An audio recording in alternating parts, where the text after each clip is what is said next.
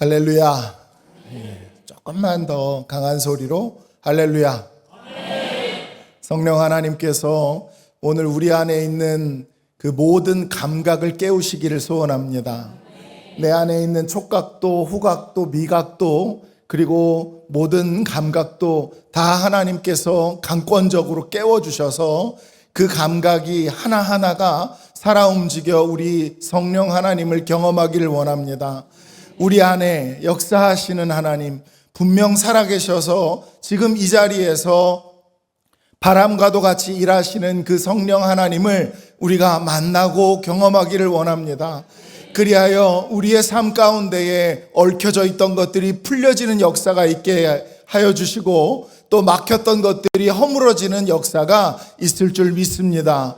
우리 하나님의 그 놀라운 능력을 바라보며 우리 하나님께서 어떻게 일하시는지, 우리 하나님께서 어떻게 말씀하시는지 우리의 귀뿐만이 아니라 우리의 모든 것으로 하나님의 말씀을 받아들이는 저와 여러분 되기를 주님의 이름으로 축원합니다. 우리가 커피 전문점에 가서 커피를 주문하면 금방 커피가 나오죠. 그리고 또 음식점에 가서 음식을 주문해도 마찬가지입니다. 이내 음식이 금방 나오게 되어 있어요. 인터넷에서 뭔가를 주문을 해서 그리고 일정 시간을 기다리면 그 물품 역시도 제 손으로 들어오게 됩니다. 뜻대로 되는 거예요. 그런데 여러분이 살아가고 있는 인생은 어떻습니까? 우리가 기대한 대로 다 되던가요? 아니죠. 기대한 대로 되지 않습니다. 예상한 대로 되지 않아요. 더욱이 우리가 우리 인생에서 중요하다고 생각하는 것, 이건 정말 꼭 이루어졌으면 좋겠다고 생각하는 것들은 대부분 여지없이 우리의 예상을 깨고 어려움을 우리에게 안겨주기도 합니다. 믿었던 자녀가 어느 날 사고를 치기도 하죠. 10년, 20년 계속해서 다닐 수 있을 거라고 생각했던 그 직장에서 어느 날 해고 통지서를 받게 되기도 하고, 건강하다고, 이 정도면 건강하다고 생각하면서 살았는데, 그런데 어느 날 암 선고를 받게 되는 것도 우리의 인생인 것 같습니다. 오늘 예수님께서 제자들에게 마치 청천벽력 같은 소리를 하세요.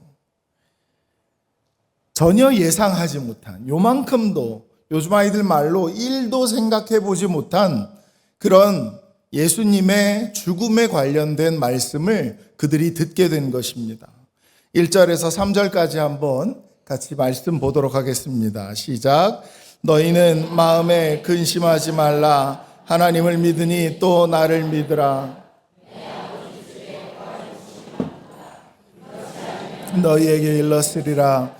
내가 너희를 위하여 거처를 예비하러 가노니 가서 너희를 위하여 거처를 예비하면 내가 다시 와서 너희를 예게로 영접하여 너희도 있게 하리라. 아멘.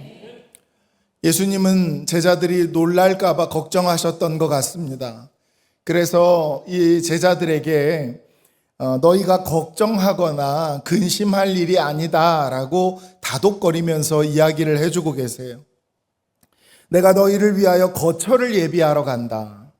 내가 다시 올 것이다 라고 그들에게 말씀하셨지만 그들은 그것으로 그 예수님의 말 몇 마디로 그들이 받은 충격과 그들이 받은 그 두려움은 사라지지 않았습니다. 그들에게 있어서 예수님이 어떤 존재인지 아시잖아요. 그들의 선생이 되시고 그들의 인도자가 되시며 그들의 모든 삶을 버리고 쫓을 만한 삶의 중심을 이루고 있는 분이 바로 우리 예수님이셨습니다. 그런데 그 예수님이 갑자기 떠나신다 하는 이 말을 듣고 나니 정말 눈앞이 캄캄했을 것입니다. 눈앞이 캄캄하다 하는 이 말은 여기에 사용하는 말일 거예요. 저도 미국에서 이 블리자드라는 그 유명한 눈 폭풍을 만난 적이 있습니다. 차를 몰고 가는데 정말 아무것도 보이지 않습니다. 정말 아무것도 보이지 않아요. 순간 제가 그 반대편 차선으로 들어가기도 했고요. 어디가 풀숲이고 어디가 이 길인지 차선은커녕 사천지사방을 구분할 수 없는 그런 눈폭풍이 불었던 적이 있습니다. 그날 정말 거북이 걸음으로 운전을 하고 있었는데 다행히 그 눈 치우는 차량이 옆을 지나가서 그 뒤에 가서 바싹 붙었어요. 그래서 눈 치우는 차량이 가는 길로 발발발발발 그 뒤를 계속 따라갔던 기억이 있습니다. 정말 인생길에서 내 눈앞에 어떤 무엇이 하나도 보이지 않을 때, 그 정말 요만큼만 내디디면 내 발 내디딜 수 있는 그 한 걸음의 공간조차 보이지 않을 때, 그때 과연 그런 시간이 우리 앞에 찾아왔을 때 주님은 우리에게 어떻게 말씀하시고 그리고 무엇을 요구하고 계시는지 우리가 말씀 안에서 깨닫기를 원합니다. 4절과 5절입니다. 시작.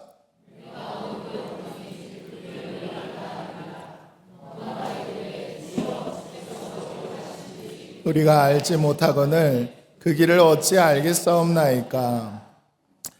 참 중요한 말씀을 하셨지만 약간 아리송합니다.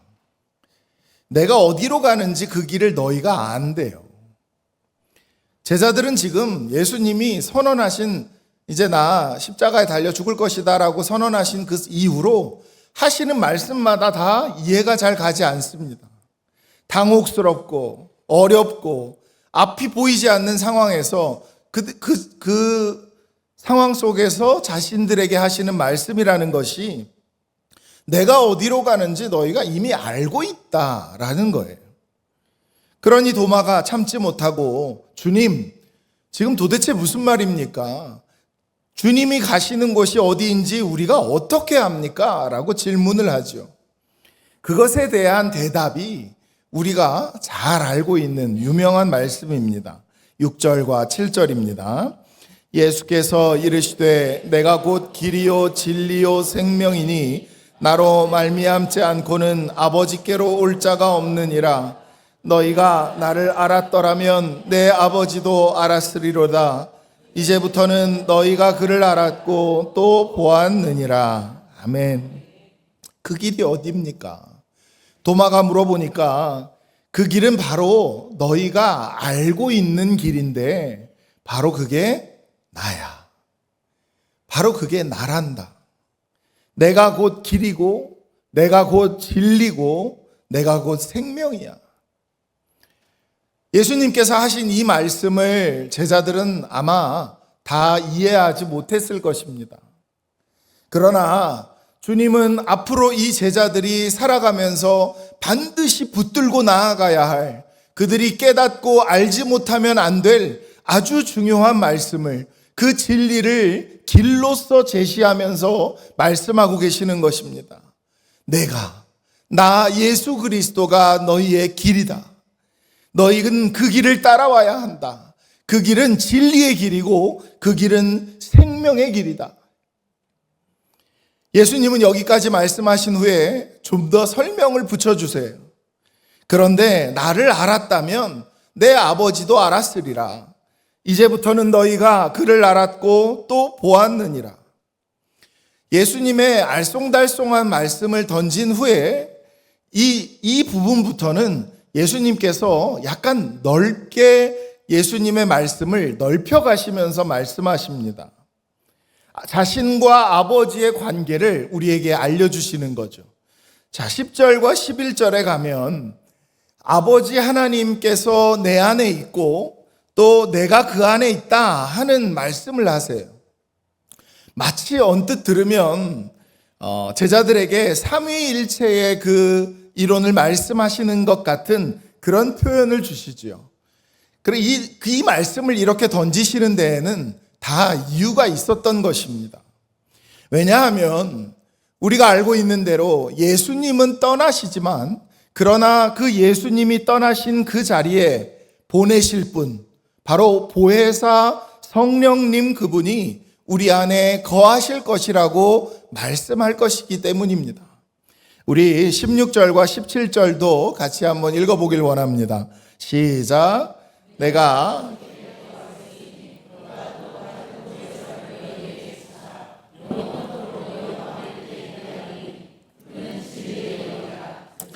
능히 그를 받지 못하나니 이는 그를 보지도 못하고 알지도 못함이라. 그러나 너희는 그를 아나니 그는 너희와 함께 거하시며 또 너희 속에 계시며. 아멘. 보혜사 성령이 오신다. 그분을 보내주시기를 내가 아버지께 요청하겠다. 보혜사라는 이 파라클레토스라는 단어는 조언하다 또 혹은 조력하다, 헬퍼, 상담자 이런 뜻들을 갖고 있습니다. 그렇지만 우리가 그런 뜻을 갖고 있다 해서 성령님을 이해할 때 우리의 뭔가 필요를 채워주시는 도움을 주시는 분 정도로 그 정도로 이해하는 것은 아주 곤란한 일입니다. 여러분, 여러분이 생각하시는 성령님의 능력, 여러분이 이해하고 계시는 성령 하나님의 능력보다 우리 성령님께서는 더 크신 분인 줄 믿으시기를 바랍니다. 26절에서 이렇게 말씀하시죠. 보혜사 곧 아버지께서 내 이름으로 보내실 성령, 그가 너희에게 모든 것을 가르치고 내가 너희에게 말한 모든 것을 생각나게 하리라. 그 성령께서는 너희에게 모든 것을 가르치신다. 할렐루야. 우리가 알고자 하는 그 이상으로, 우리가 알고자 하는 그 이상으로 우리 삶에 필요한 것들을 가르쳐 주시고 내가 말한 모든 것을 생각나게 하신다는 거예요. 성령님께서 우리를 도와주신다라는 이 뜻은 바로 이런 면에서 의미를 갖고 있는 것입니다. 예수님께서 나에게 말씀하셨던 것, 주옥 같은 말씀으로 우리에게 가르쳐 주셨던 것, 예수님께서 몸소 우리에게 행하여 주셨던 것, 삶으로, 입으로 우리에게 알려주신 그 생명의 구원의 소식들, 그것들을 나로 하여금 생각나게 해 주신다는 거예요. 저는 성령님 앞에 그 묵상하고 또 성령님과 관계를 가지면 가질수록 느껴지는 것이 있습니다. 여러분은 그런 생각을 하신 적이 있는지 모르지만 저에게 있어서 성령님은 정말이지 아주 겸손하신 분이세요. 우리 성령님은 정말 겸손하십니다. 자신의 그 능력을 또 자신을 드러내는 것보다 오히려 하나님의 말씀을 드러내시고 예수 그리스도의 말씀을 드러내시고 자신은 감추실 때가 많아요. 내 삶을 통해서 일하실 때도 마찬가지입니다. 그분의 자신의 능력이 드러나기보다는 하나님의 영광이 드러나고 오히려 나를 세워주시는 것을 우리가 보게 되는 것이죠. 우리 인생에 있어서 예수 그리스도가 내 삶을 다스리시고 내 삶을 인도하시기 위해 도와주시는 분, 그분은 성령 하나님이신 줄 믿으시기를 바랍니다. 그 성령님을 내가 보내겠다. 그러니 내가 진짜 떠나는 것이 아니라 그 성령님을 통하여서 내가 너희에게 함께 할 것이다 라고 예수님은 지금 말씀하고 있는 거예요. 고대의 철학자 중에 에픽텍투스라는 그 철학자가 있었습니다. 제가 별로 좋아하지 않는 철학자이기는 한데요. 이런 말을 했어요. 우리의 삶에는 통제할 수 없는 것들이 있고 통제할 수 있는 것들이 있다. 이를테면 내가 태어나는 것, 내가 죽는 것, 그리고 내가 평판을 받는 것, 이런 것들은 내가 통제할 수 없는 것이다. 이 사람을 제가 특별히 이를 싫어하는 이유는 그 통제할 수 없는 것 목록들 중에 체형이 들어있어요. 체형. 네 몸매는 평생 그렇게 살아야 하는 거야. 이런 식으로 얘기를 하는 거죠. 뭐 이런 못된 철학자가 다 있습니까? 그죠? 우리가 통제할 수 있다고 말하는 건 우리의 의견이나 감정이나 우리의 생각이나 욕망 같은 것들이에요. 그 사람이 말하기로, 그 철학자의 말은 그 통제할 수 없는 것들은 그냥 가만히 내버려 두고 통제할 수 있는 것들에 집중하면서 살아야 한다는 거예요. 여러분은 어떠세요? 그렇게 생각하십니까? 이 의미가 결국 뭘 의미하냐면 내 인생은 내가 통제할 수 있는 부분이 있고, 그러니 인간은 여기에 집중해야 하고 그것에 따라서 우리의 미래가 달라지게 되는 것이다 라는 세계관을 말하고 있는 것입니다. 어떻게 보면 일리 있는 말 같기도 해요. 그리고 어떤 우리의 삶의 순간에는 그런 모양을 흉내내야 될 때도 많이 있습니다. 하지만 기독교 세계관은 그렇지 않아요. 분명히 다릅니다. 우리가 통제할 수 없는 것도 마찬가지이지만 통제할 수 있는 것까지도 우리가 주님을 의지하고 주님의 뜻을 구하고 주님이 무엇을 원하시는지 깨닫고 주님이 내게 지금 요청하는 것이 무엇인지를 깨달아서 그 하나님 앞에, 그 예수 그리스도 앞에 내 인생을 다 맡기고 그분이 내 인생의 주인이라고 하는 그 고백을 날마다 하나님 앞에 올려드리는 것, 그것이 우리 크리스찬의 세계관인 줄 믿습니다. 크리스찬의 세계관은, 크리스찬의 믿음은 이 모든 것이 나에게 속한 것이 아니라 예수 그리스도께 속한 것이다 라고 믿기 때문이죠. 오늘날 이 개혁주의 신앙을 떠받들고 있는 하이델베르크 요리문답이라는 것이 있습니다. 그 맨 서두에, 그러니까 1항이죠. 1항에 이것이 질문과 답으로 이루어져 있는데 맨 처음 질문이 이것입니다. 사나 죽으나 당신의 위로는 무엇입니까? 위로, 내가 받는 위로. 사나 죽으나 당신의 위로는 무엇입니까? 답이 뭐라고 써 있던가요? 나의 몸도 영혼도 나의 것이 아니요 나의 신실하신 구주 예수 그리스도의 것입니다. 당신에게 유일한 위로가 무엇입니까? 우리 앞이 가로막히고 내 꿈이 산산이 부서진 것 같고 내가 기대했던 것들이 모두 쓸려 내려가 버리고 슬프고 어려운 일이 있을 때 당신의 위로가 무엇입니까? 근데 거기에 대한 대답이 뭔가 우리가 예상한 것과 좀 다르다고 생각하지 않으셨습니까? 좀 앞뒤가 맞지 않는 이야기 같다 생각하셨을 거예요. 나의 몸도 나의 영혼도 나의 것이 아니요 나의 신실하신 구주 예수 그리스도의 것입니다. 여러분, 이것이 참된 위로입니다.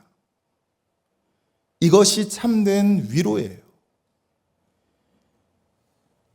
다시 말해, 내가 내 몸에 대해서 걱정하는 것들, 내가 내 관계에 대해서 걱정하는 것들, 저라면 제 목회에 대해서 제가 걱정하는 것들, 내 인생에 대해서 걱정하는 것들, 우리가 그렇게 걱정과 염려와 근심과 공포 가운데 빠져서 그 속에서 빠져들어 헤매며 살아가는 그 모든 것들, 내가 해결해야만 하는 것, 내 손으로 내가 반드시 풀어내야 하는 것, 내가 이것을 해결하지 못하면 나는 죽는다고 생각하는 그 모든 굴레에서 벗어나야 한다는 것입니다. 이 모든 것은 신실하신 예수 그리스도의 것입니다. 그것은 내 것이 아니에요. 그것을 가능케 하는 능력이 바로 우리 성령 하나님께 있다는 것입니다. 우리가 지금 앞이 보이지 않아요. 힘들고 어려워요. 그리고 슬프고 기대가 무너졌을 때, 깨어졌을 때 우리가 이것을 어떻게 극복할 수 있을 것인가? 내가 어떻게 이것을 이기며 나아갈 수 있을 것인가? 매일같이 고민하는 이 고민에 대한 해답은 내가 뭔가 분명하고 내가 확실한 것을 찾고 내가 뭔가를 행하고 내가 이루고 내가 성취하고 내가 찾아내는 그런 맥락에서 나에게 말씀하시는 것이 아니라 오히려 무엇을 내려놓을까에 달려있다는 것입니다. 이것은 예수님이 제자들을 떠난 이후의 것들도 포함되어 있는 거예요. 물론 성령의 충만함을 얻으려면 우리가 말씀 안에 늘 거하고 그리고 거기서 주님의 음성을 듣고 주님의 음성에 응답하며 친밀한 교제가 이루어져야 합니다. 제가 그것을 저의 삶에 늘상 적용하며 살아가는 것 하나를 알려드릴게요. 여러분들도 그렇게 해보십시오. 저는 저의 의식의 흐름이라는 것이 있잖아요. 제가 생각하는, 사고하는 의식은 계속 흘러갑니다. 한 가지 생각을 하루 종일 하지 않아요. 여기서부터 시작해서 어떤 생각들을 시작했으면 내가 밤에 잠 잘 때까지 여러 가지 생각들을 하며 사고하며 살아가요. 그 의식의 흐름이라는 것이 있죠. 저는 그 의식의 흐름에 가능한 한 많은 부분 성령님께서 계시도록 노력합니다. 그 의식의 흐름에 성령님이 자주 등장하시기를 소원하면서 살아요. 크리스찬에게 있어서 내가 교회 일을 얼마나 더 열심히 했는가, 내가 얼마나 더 많은 일들을 했는가 보다 더 중요한 것이 있어요. 그것은 내 일상 속에 나의 의식의 흐름 속에 성령님이 얼마나 계시는가. 성령님은 내 안에 계시는 것이 분명하지만 내가 그분을 얼마나 많이 의식하고 경험하고 느끼는가에 달려 있다는 것입니다. 아멘. 그게 어떻게 표현되냐면요. 제가 언젠가 그 댄 바우만이라는 목사님을 만난 적이 있어요. 이 목사님이 희한한 말씀을 하시더라고요. 저는 하나님께 감사하지 않고는 5분도 견딜 수가 없습니다. 5분도 견딜 수 없다고 이야기하시는 거예요.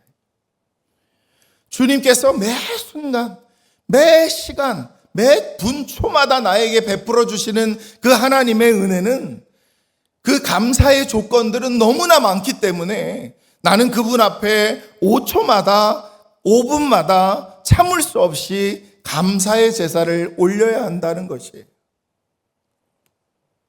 한 가지 더 일러드릴까요? 끊임없이 주님께 질문하는 것입니다. 주님과 계속해서 소통하고 기도하는 거예요. 여러분, 아이들을 보세요. 하루 종일 질문하고 하루 종일 이야기합니다. 하루 종일 짜증도 내고 하루 종일 화도 내요. 그런데 이 아이들의 목적은 똑같습니다. 저하고 관계를 맺고 싶은 거죠.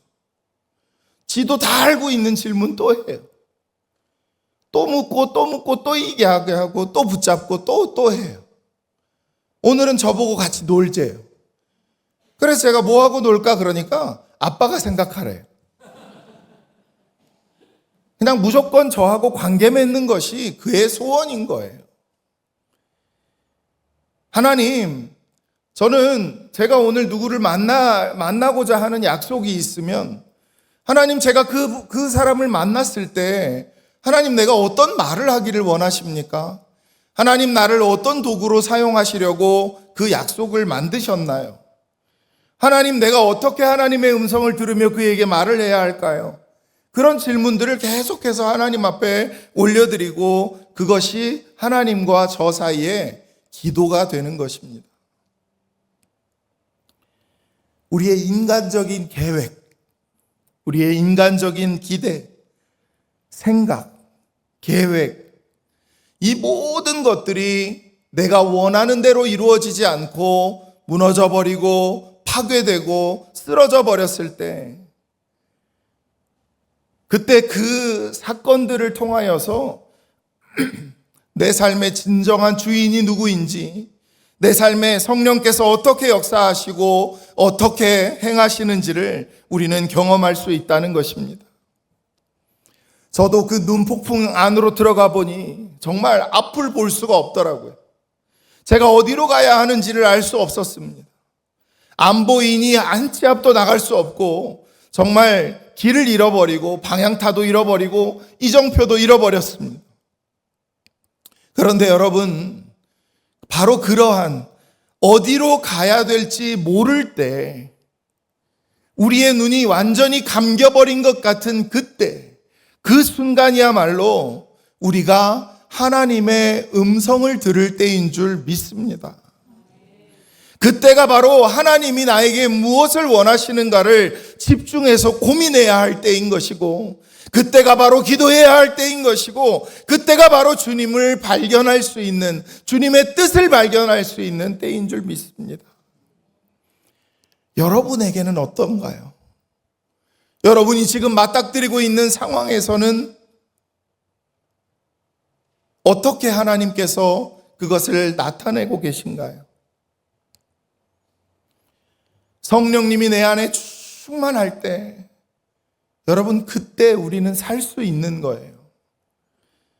성령님이 충만할 때야 비로소 주님의 계획이 나를 이끄실 수 있기 때문입니다. 우리는 어쩌면 내가 예측하고 내가 재단하고 내가 계산하고 내가 세워놓은 그 계획대로만 움직였기 때문에 볼 수가 없었던 것입니다. 주님께 그 보여주실 수 있는 시간을 드리세요. 그래야 우리 안에 하나님의 영이 가득할 것입니다. 여러분, 사도행전 3장에 나오는 안진뱅이와 시몬 베드로 그리고 요한의 사건을 아시죠? 그들이 만나는 그 찰나의 순간을 자세히 들여다보십시오. 그 안진뱅이 된 사람은 뭐 하나 받으려고 기대하고 있었고, 베드로는 나타나자마자 그에게 말하기를 그의 기대를 완전히 부셔버립니다. 금과 은을 원하시나요? 없어요. 순간, 그 없다고 말하는 그 순간 이 사람 마음에는 무엇이 지나갔을까요? 절망이, 실망이, 낙심이 지나갔을 것입니다. 그런데 바로 그 뒤이어서 네가 기대하는 것은 없다. 당신이 나에게 기대하는 것은 없지만, 그러나 다시 말해 은과 금은 깨뜨려졌지만, 그러나 내게 있는 것으로 내게 주노니 곧 나사렛 예수 그리스도의 이름으로 일어나라. 그에게 새로운 삶을 던져준 거예요. 그의 실망이라고 하는 순간과 그의 삶의 변화라고 하는 순간은 한순간에 바뀌어져 버린 것입니다.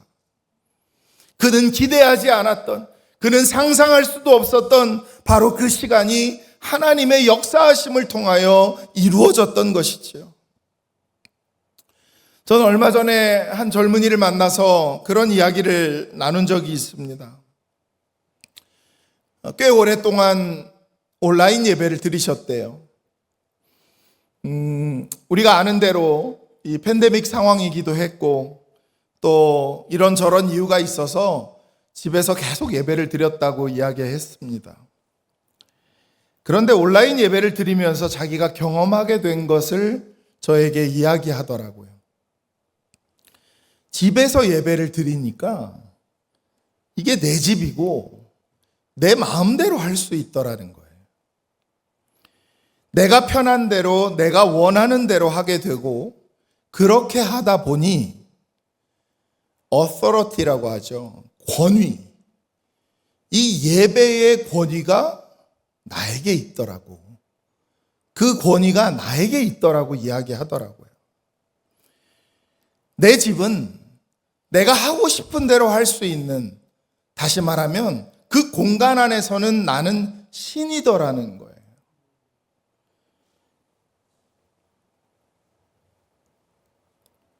그래서 교회에 다시 발걸음을 옮겨서 나와왔더니 여긴 내 마음대로 할 수 있는 것이 없더랍니다. 소유권이 바뀌었다는 것을 느꼈대요.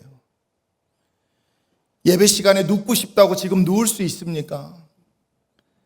내 마음대로 나갔다 들어왔다 할 수 있나요?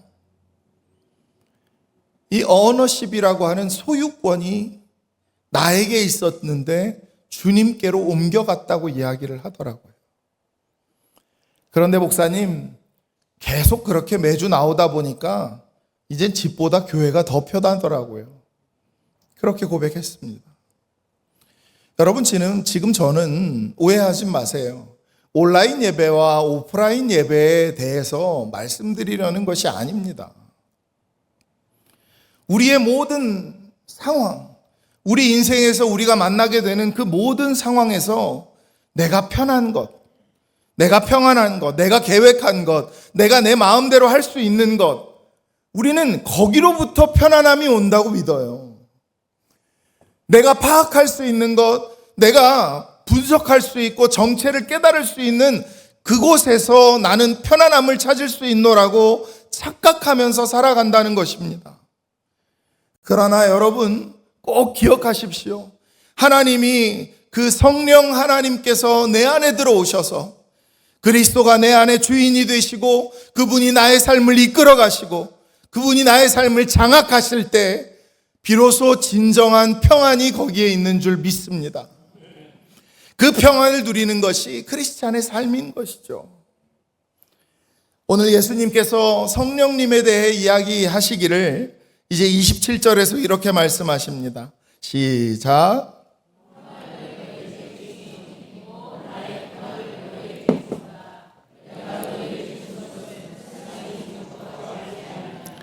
너희는 마음에 근심하지도 말고 두려워하지도 말고.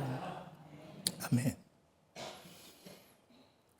내가 그분과 교제하고 그분이 나의 삶을 통치하고 다스리실 때 그때에 찾아오는 그 평안을 여러분이 누리기를 저는 정말 간절히 소원합니다.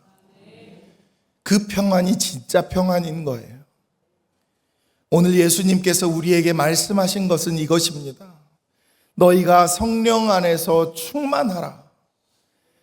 그래야여 예수 그리스도의 주되심을 선포하고 고백하는 가운데 그의 통치하심을, 그의 다스리심을 받아들여라. 그분은 우리의 계획보다 더 놀라운 계획을 가지셨다. 우리 인생길이 하나님이 인도하시고 하나님이 기뻐하시고 하나님이 계획하신 것을 깨닫게 될 때에 우리의 마음에는 이전에 경험하지 못한 놀라운 평안이 임하게 될 것이다. 여러분, 이 고백이 저와 여러분의 삶에 매일같이 이어져 나아가기를 주님의 이름으로 축원합니다. 찬양 하나 드리면서 우리 같이 결단하시겠습니다.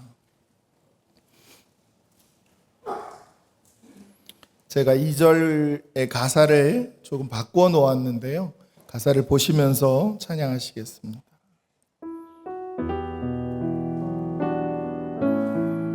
옆에 사람 축복하지 마시고요. 본인에게 손을 얹으며 찬양합시다. 주님이 내게 말씀하시는 것이라 들으시고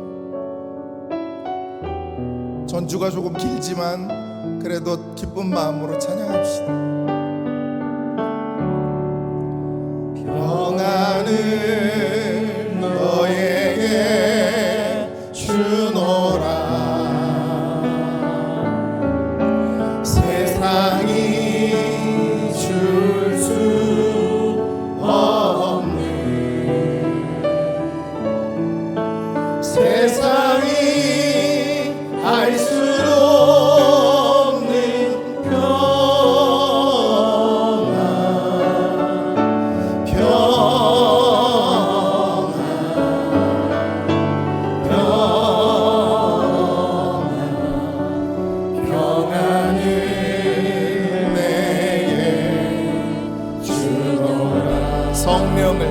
성령을 너에게 주노라. 성령을 너에게 주노라. 세상이 줄 수 없는, 세상이 알 수도 없는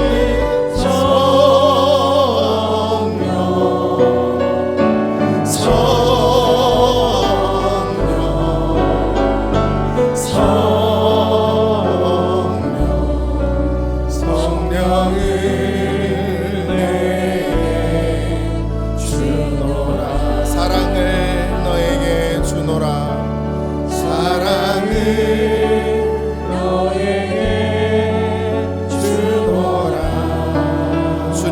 말씀하십니다. 세상이 줄 수 없는, 세상이 알 수 없는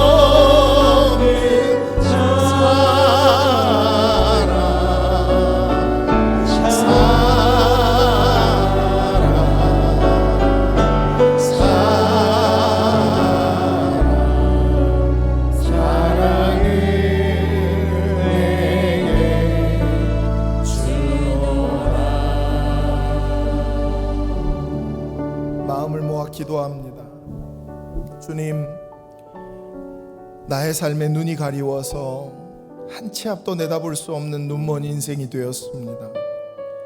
볼 수도 없고 알 수도 없고 깨달을 수도 없는 무지한 분별의 세대를 살아가고 있는 우리를 불쌍히 여기사 성령 충만케 하옵소서.